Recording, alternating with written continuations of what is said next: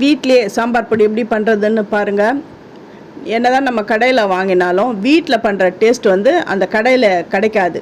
அதுவும் இல்லாமல் ரொம்ப மணமாகவும் இருக்கும். நம்ம கடையில் வாங்குகிறோம்னா அது எப்போ வந்து செஞ்சாங்க, எப்போ பேக்கிங் பண்ணாங்க, எப்போ விற்பனைக்கு வந்தது அதெல்லாம் நமக்கு தெரியாது. அதுவும் இல்லாமல் அதில் சில இதில் வந்து ப்ரிசர்வேட்டிவ்ஸ்லாம் போட்டிருப்பாங்க. ஆனால் நம்ம வீட்டில் பண்ணுறது எந்த வித கெமிக்கலும் சேர்க்காம நல்லா அத்தன்டிக்காக எப்படி பண்ணுறது அப்படின்ற வீடியோ தான் நான் வந்து என்னுடைய சேது சித்ரா கிச்சனில் நான் போட்டிருக்கேன். நீங்கள் போயிட்டு ஃபஸ்ட்டு பார்க்குறவங்க சப்ஸ்கிரைப் பண்ணலைன்னா சப்ஸ்கிரைப் பண்ணிவிட்டு பாருங்கள். அப்புறம் ஆல்ன்ற ஆப்ஷனை தொடுங்க. அப்போ தான் நான் போடுற ஒரு வீடியோவுடைய நோட்டிஃபிகேஷனும் உங்களுக்கு காட்டும்.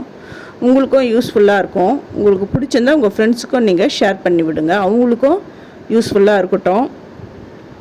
இந்த சாம்பார் பொடியோடைய அளவுகள்லாம் அந்த நான் போடுற இன்க்ரீடியன்ட்ஸ் அளவுகள் எல்லாமே என்னுடைய வீடியோவில் நான் சொல்லியிருக்கேன். நீங்கள் போய் பாருங்கள். இந்த மாதிரி பண்ணிவிட்டு இந்த பொடியில், இந்த சாம்பார் பொடியில் சாம்பார் வச்சு பாருங்களேன், ரொம்ப நல்லாயிருக்கும். நீங்கள் ஒரு தடவை ட்ரை பண்ணிவிட்டு அது எப்படி வந்ததுன்னு எனக்கு கமெண்ட் பண்ணுங்கள். என்னென்ன அளவு அப்படின்றதையும் நான் கிளியராக நான் சொல்லியிருக்கேன். கொத்தமல்லி விதை வந்து ஒரு கப், அந்த ஒரு கப் கொத்தமல்லி விதை எடுத்தோம்னா ஒரு 20-15 காஞ்ச மிளகாய் சேர்த்துக்கோங்க. அது கூடவே காஷ்மீரி மிளகாய் சேர்த்திங்கன்னா அந்த சாம்பார் பொடி வந்து நல்ல கலர் கொடுக்கும், நல்ல ரெட்டிஷ் கலரில் இருக்கும். அதாவது ஒரு கப்பு 200 கிராம் தனியா விதை எடுத்திங்கன்னா ஒரு 20 நம்பர் வந்து காஞ்ச மிளகா வந்து உங்கள் இஷ்டம்தான். நீட்டு மிளகா வந்தாலும் சரி, குண்டு மிளகா வந்தாலும் சரி, அந்த காரத்துக்கு ஏற்ற மாதிரி சேர்த்துக்கோங்க.